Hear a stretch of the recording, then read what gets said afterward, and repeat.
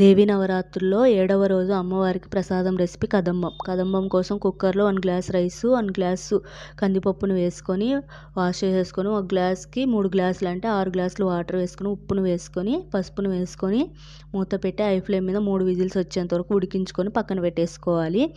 ఇప్పుడు ఒక కడాయిలో మన దగ్గర ఉన్న కూరగాయల్ని ఉల్లి వెల్లుల్లి తప్పిస్తే ఏదైనా వేసుకోవచ్చు. వేసుకొని వాటర్ వేసుకొని మెత్తగా ఉడికించుకోవాలి కూరగాయల్ని. అలానే చింతపండు పులుసును వేసుకొని కొంచెం ఉప్పుని, పసుపుని, కారం వేసుకొని బాగా ఉడికించుకోవాలి. కూరగాయలు ఉడికేంత వరకు. ఇలా ఉడికిన తర్వాత మనం ముందుగా రెడీ చేసి పెట్టుకున్న అన్నాన్ని వేసుకొని బాగా మిక్స్ చేసుకొని ఒక ఉడుకు వచ్చేంత వరకు ఉడికించుకోవాలి. ఇలా ఉడికిన తర్వాత కొత్తిమీరను వేసుకొని పక్కన పెట్టేసుకోవాలి. ఇప్పుడు పోపు కోసం ఆయిల్ వేసుకొని ఆయిల్ హీట్ అయిన తర్వాత జీలకర్ర, ఆవాలు, ఎండుమిర్చి, కరివేపాకును వేసుకొని పోపు రెడీ అయింది.